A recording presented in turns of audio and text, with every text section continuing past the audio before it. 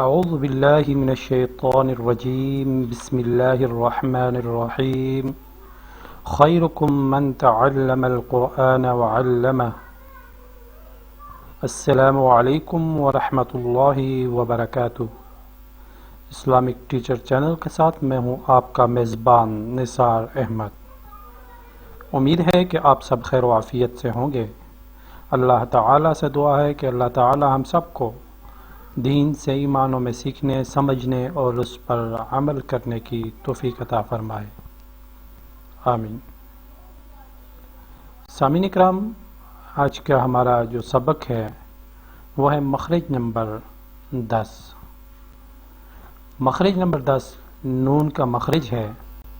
آج کے سبق میں آپ کو بتاؤں گا کہ نون کا مخرج کیا ہے، یعنی نون کہاں سے ادا ہوتا ہے۔ سامعین اکرام، آپ سے گزارش ہے کہ اگر آپ نے ابھی تک ہمارا چینل اسلامک ٹیچر سبسکرائب نہیں کیا تو براہ کرم سب سے پہلے ہمارے چینل اسلامک ٹیچر کو ضرور سبسکرائب کریں۔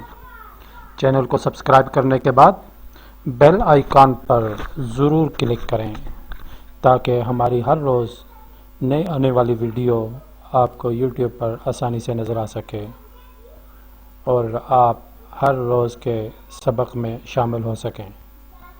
سامعین اکرام، اگر آپ خود یا اپنے بچوں کو انفرادی طور پر آن لائن قرآن پاک تجوید کے ساتھ پڑھانا چاہتے ہیں تو ہمارا نمبر نیچے ڈسکرپشن میں ہے، وہاں سے نمبر دیکھ کر آپ ہم سے رابطہ کر سکتے ہیں۔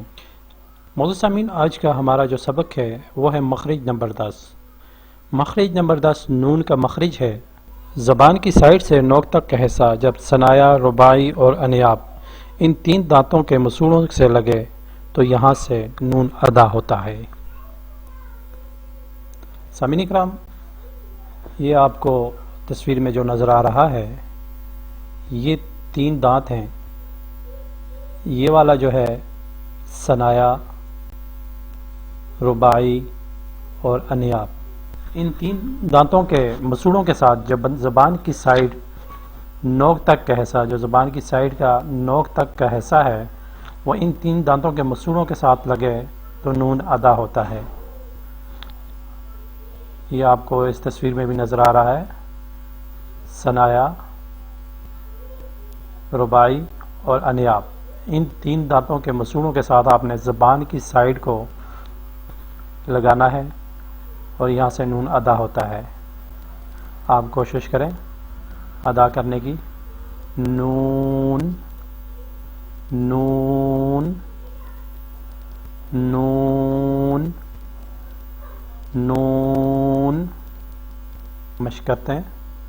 یہ مفردات میں نون زبر نا، نون زیر نی، نون پیش نو، نا، نی، نو، حمزہ نون زبر ان، حمزہ نون زیر ان، حمزہ نون پیش ان، ان، اور اس کو مرکبات میں سے پڑھتے ہیں۔ میم زبر ما، نون زبر نا، منا، عین زبر ع، منع، ح زبر ح، نون یا زیر نی۔ یہاں پہ یہ جو نون یا زیر نی اس کو لمبا کرنا ہے کیونکہ یا ساکن سے پہلے زیر ہے، یہاں پہ آپ نے مد کرنی ہے۔ یہ حروف مدہ ہے، یا ساکن سے پہلے زیر ہو تو وہ حروف مدہ ہوتا ہے۔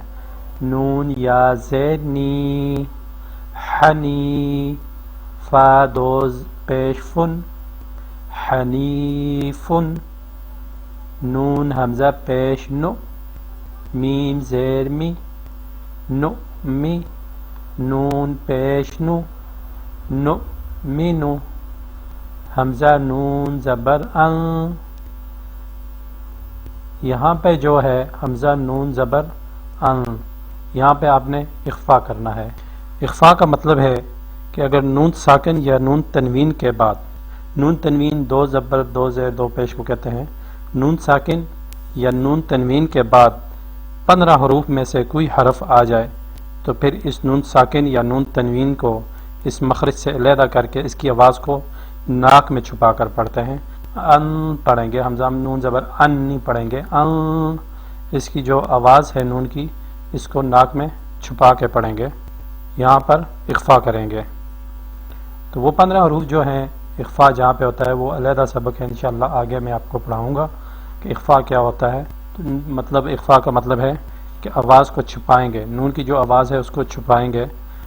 جیسے اس کو پڑھیں گے حمزہ نون زبر ان، تا میم پیش تم، ان تم. اسی طرح یہاں پہ بھی اخفا ہے، یہ نون ساکن ہے اور اس کے آگے 15 حروف میں سے ایک حرف ہے کاف. میم نون زیر من، کاف میم پیش کم، من کم. اب من کم نہیں پڑھنا، اس کو یہاں پہ اخفا کریں گے، نون کی آواز کو چھپائیں گے. من کم، کاف نون پیش کم، تا میم پیش تم، کنتم. یہاں پہ بھی اخفا کریں گے کیونکہ نون ساکن کے بعد وہ 15 حروف میں سے ایک حرف ہے تا، وہ بھی ہے. تو اس جو اخفا کے بارے میں انشاءاللہ آگے سبق میں آپ کو پڑھاؤں گا اخفا کیا ہوتا ہے. تو یہاں پہ اخفا پہ صرف آپ آج یہ سمجھ لیں کہ اخفا کا جو ہے مطلب ناک میں آواز کو چھپانا، ناک میں آواز کو چھپا کر پڑھنا. جو نون کی جو آواز ہے اصل اس کو چھپانا ہے ناک میں. اب جس طرح نون کی آواز ان ہوتا ہے، حمزہ نون زبر ان، ٹھیک ہے. تو ہم یہاں پہ ان نہیں پڑھیں گے، اخفا کریں گے. تو حمزہ ہم پڑھیں گے حمزہ نون زبر ان، اس طرح ناک میں چھپا کے پڑھیں گے. تو معزز سامعین آج کا ہمارا سبق یہی تھا. کل انشاءاللہ مخرج نمبر 11 کے ساتھ میں آپ کی خدمت میں دوبارہ حاضر ہوں گا. کل تک مجھے اجازت دیجیے.